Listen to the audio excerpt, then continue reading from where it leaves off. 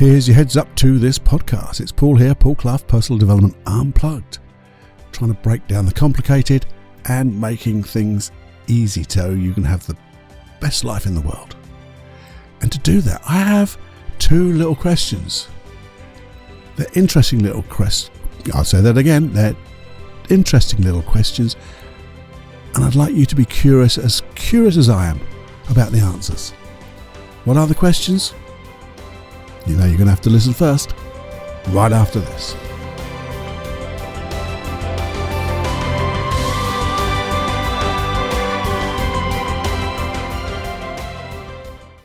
Warning. Warning. Warning. Warning. You are entering into the unplugged mind of Paul Clough. Too late. Personal Development Unplugged.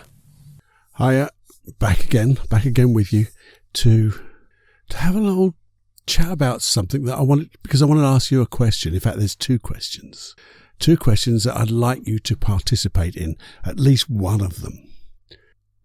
Just to remind you, it's Paul here, Paul from Personal Development Unplugged, and we're going to break down the complicated into easy, manageable pieces so we can get that personal development, that self-improvement, or whatever you want for yourself.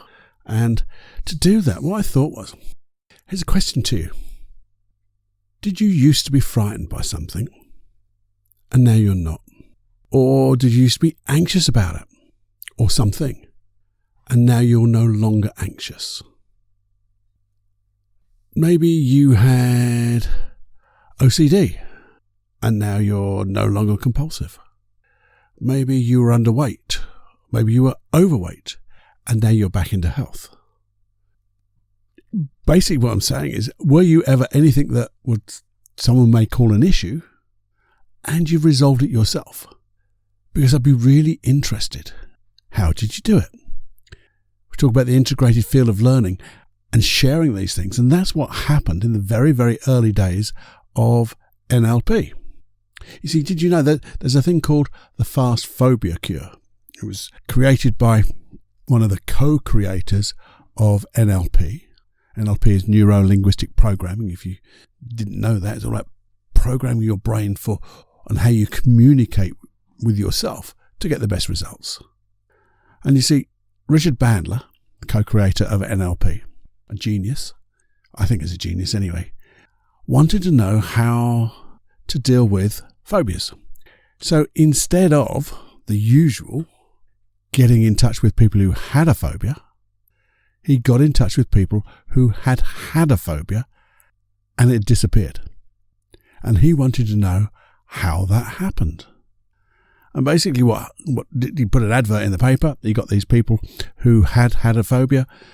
They came, they talked to him. He modelled their process and came with this fast phobia cure, which is basically a dissociated technique. A technique where you dissociate from the memory, you look at it from a dispassionate, say, meta view.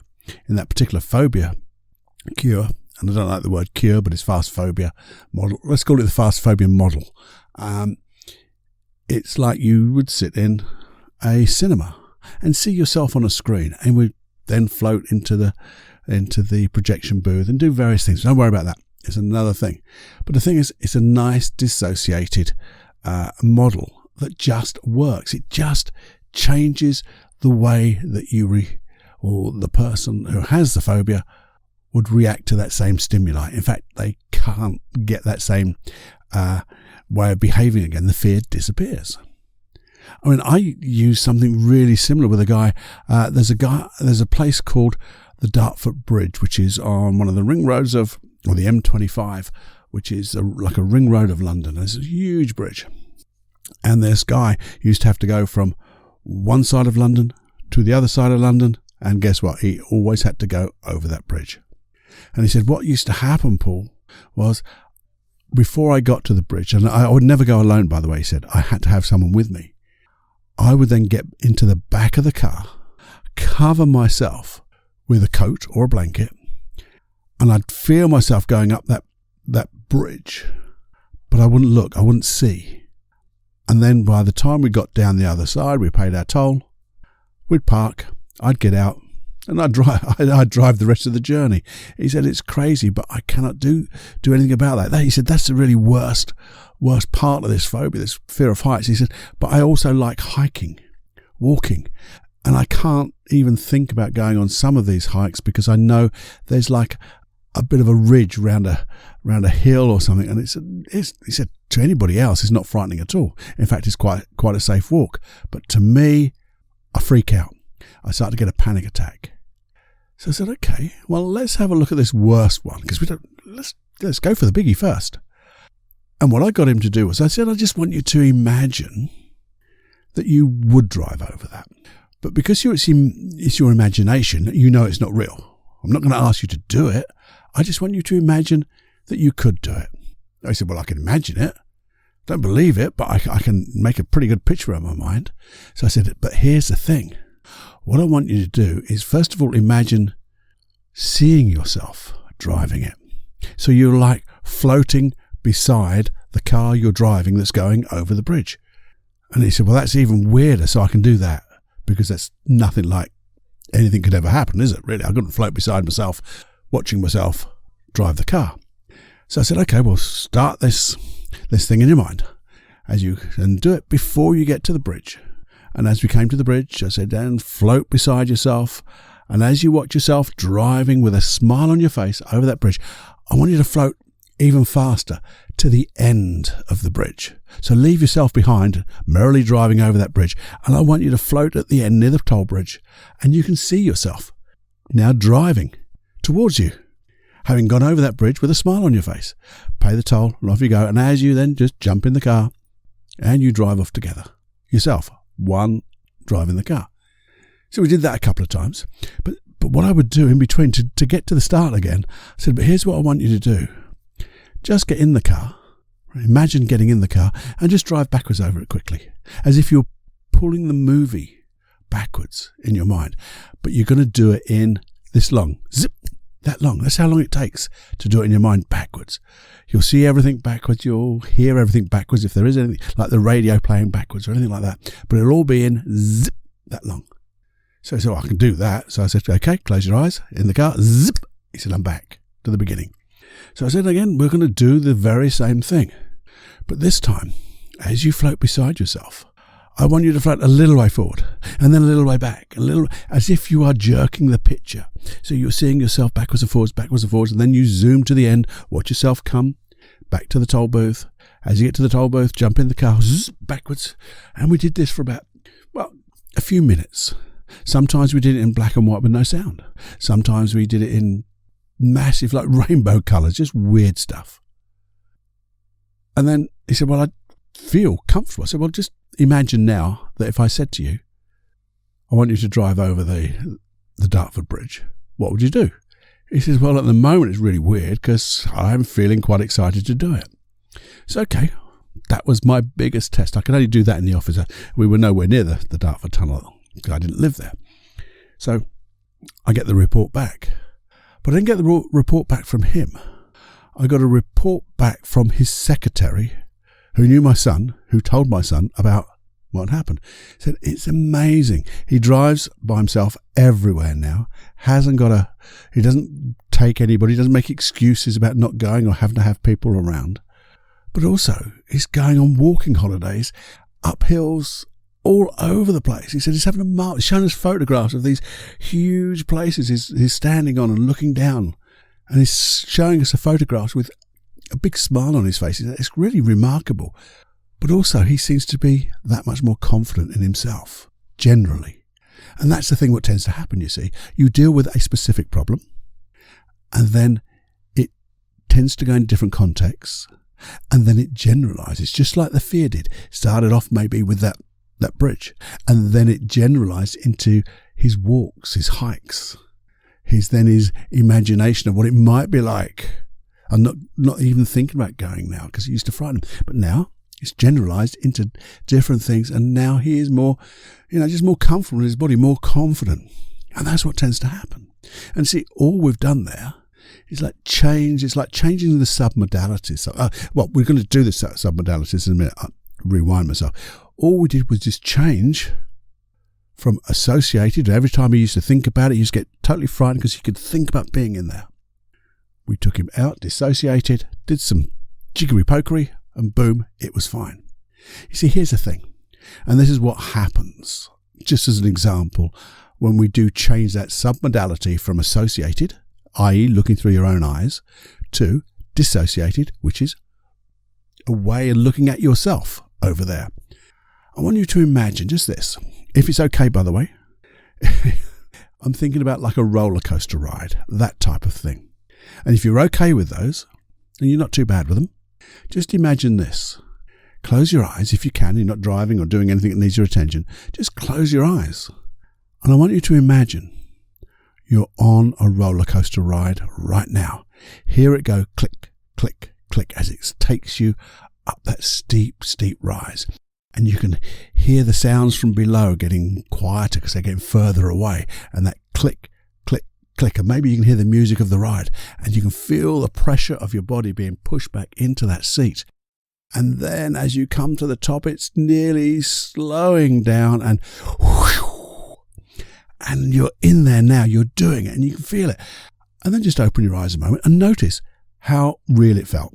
Because our imagination can do wonders. You know, when we're in a dream, we know we're in a dream because there's nothing else other than reality of that dream. But here's the thing. You felt, I'm going to guess, the rush, the anticipation, and then the rush. Now then, I want you to imagine it in a different way. I want you to imagine as if there was a movie screen of the thing you just imagined. But this time, you're looking at yourself over there.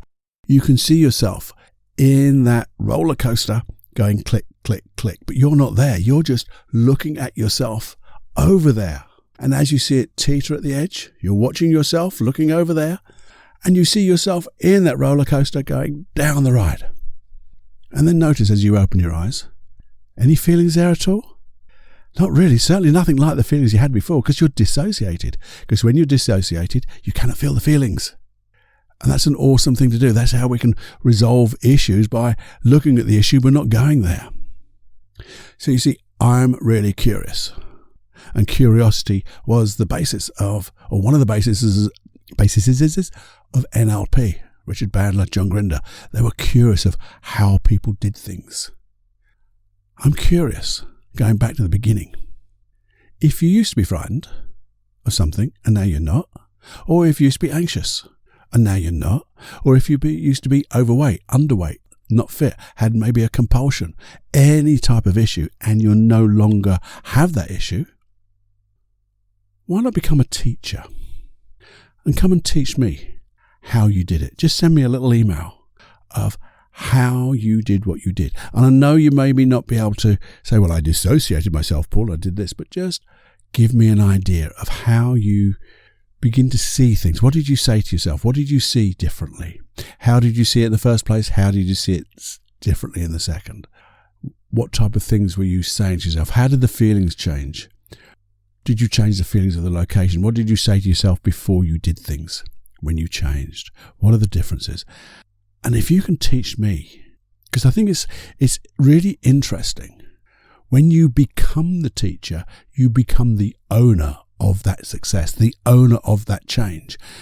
And it's going to be doing something for you, not just telling me about things, but by becoming the teacher, I believe that will generalize into different contexts as well. You will become more confident, or you'll see things differently in a better way.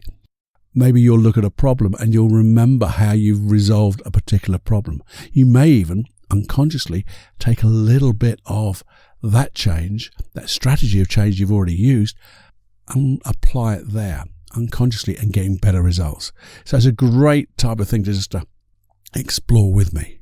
So if you're curious of how you did it, maybe I'll be able to explain it back to you. Maybe I'll be able to use that process and say, well, what would you like to have differently as well? And see if we can find a way that we could use that process that you've used and adapt it, because everything is adaptable to make success. So that's my one question.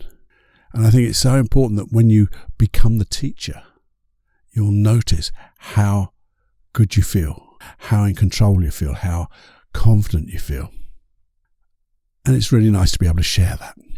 The other side of my question was, and is, putting it completely in reverse. Is there a thing, a subject, or an issue that you would like to change, you would like to be different, but you're not sure how to do it? You know how you want to be, to an extent, but you do know that you don't want that particular way of being. You want to, maybe it's like procrastination. Maybe it is having a fear, anxiety. Maybe it is just getting, I can't schedule my time properly, or I just get this bad feeling, or I feel guilty. Whatever it is. Maybe, if you could email me too. Some of the things we'll even cross, I'm sure. But if not, maybe I can find a process and we can talk about it in an episode and find ways that you can experiment to change them. Just to play around with like these things we call the submodalities, the way we look and see things in our mind and change the content or the qualities of them. Because when you change the qualities of the picture from like, say, associated to dissociated, the emotions change. And when the emotions change, your physiology will change. When your emotions and physiology and the pictures in your mind change, guess what? Your behavior has to change. Has to be different than it was before. And it doesn't matter if you haven't got a label for it. So I don't know what it's called, Paul, so I can't tell you. No, don't worry about what it's called. We can call it Fred, Martha, anything you like.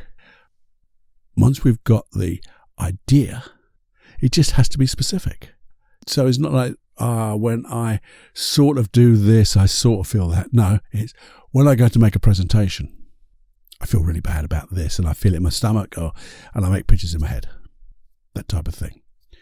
Just so you can describe the feeling, basically. Describe what your thoughts are. Describe maybe what you're saying in your mind auditorily, with your inner voice. Maybe it's somebody else's voice. And just notice the qualities of those things. So again, and I tell you now, this will also have an effect on you anyway, because it's like becoming a bit of a teacher because you're describing it. So that means I'm now in control. If I can describe something, I'm dissociated from it. It will change things. And then I'll go and see if I can find, if I can't find a process in mind, I will be able to adapt something I know about, and we can do something that will make the difference. I just think it'd be really interesting.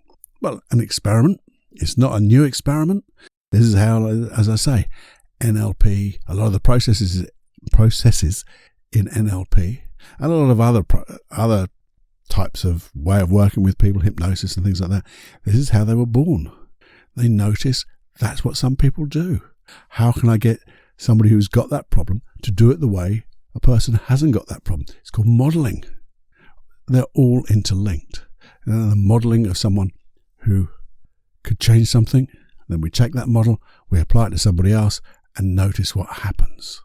And because you're coming with the right intention, the positive intention to find that right change, to find the result you want, I think you find it. Because when you have the intention, you focus on the result that what you want, not the result that you don't want. And that's normally one of the biggest parts of the problem. We think about, I've got this issue, this is all the things I don't want, and we think about them. And therefore it just plays on our mind. And then we tend to attract or focus on that stuff. But we want to change that. So the mere fact that you start to think of this issue, describe it, and know in some way how you'd like to be different. I would like to then teach you to be even betterly different, if there's such a word, bigger and better. So the difference is even greater than you could ever imagine. How do you do both of those things? Same email address. It's always the same email address. feedback@personaldevelopmentunplugged.com. They come to me, those emails. You get a personal reply, as one or two people will, they'll vouch for that if I told you their names, but I don't, because everything is anonymous. But they don't go on a list.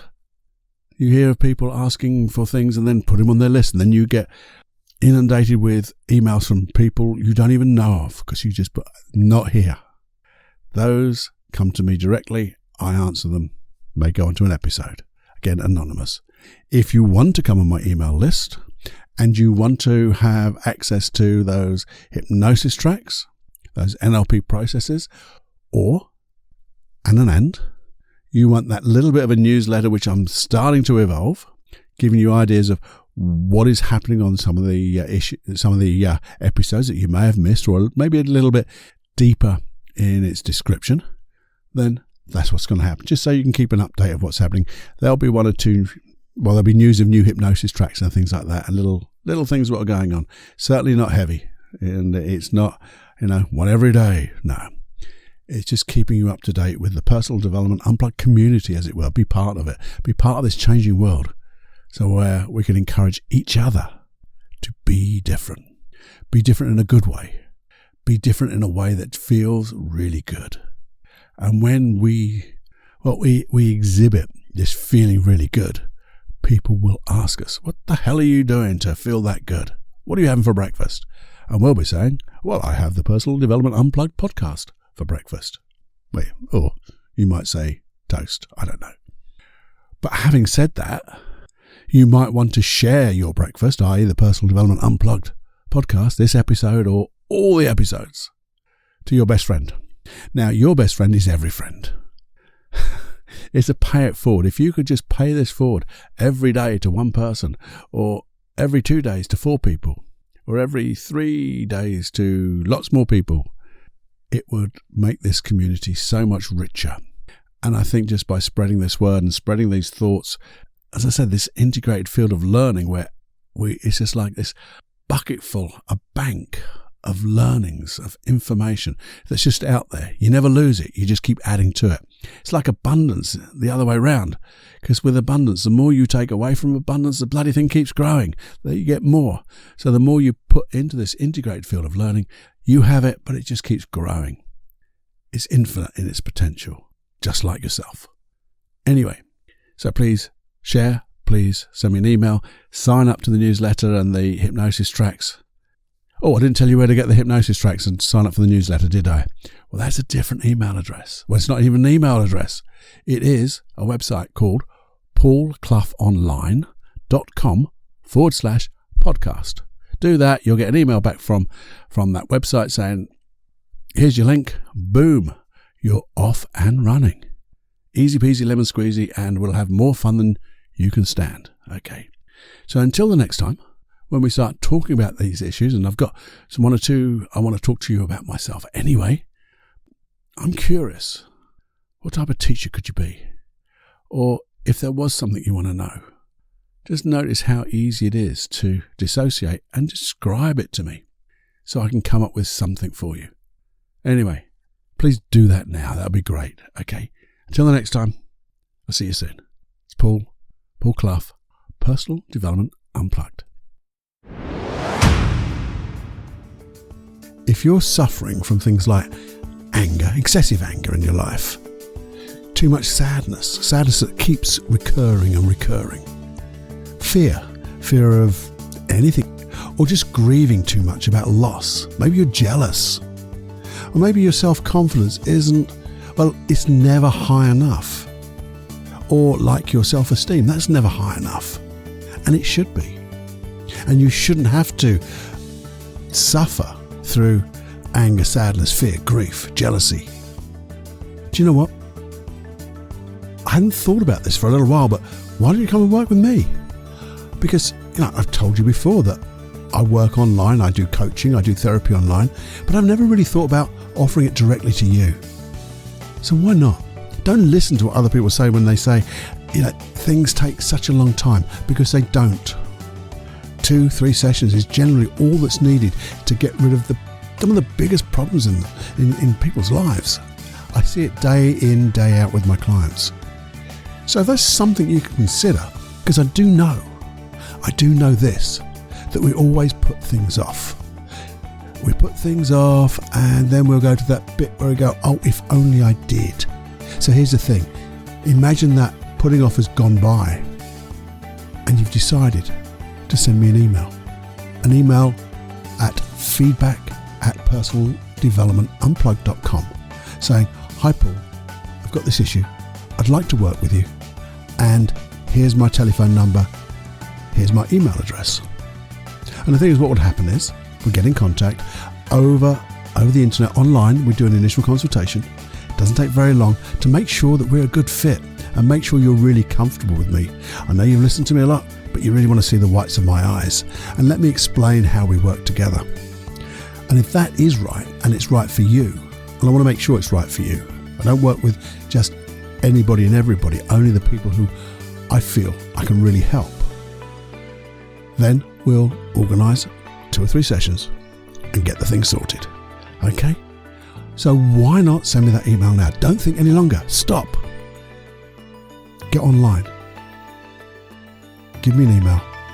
And let's do some work together. If you really are interested in making deep changes, I really always suggest one-to-one. Yes, this Personal Development Unplugged podcast gives you all the tools, but let's get rid of the deep underlying issues so you can really make use of all the tools here. Anyway, that's enough from me.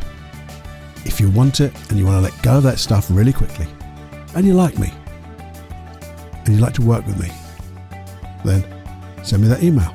If it's not for you, that's fine. Just keep listening and keep sharing. Okay? Anyway, I'll hear from you real soon, I'm sure. See you now.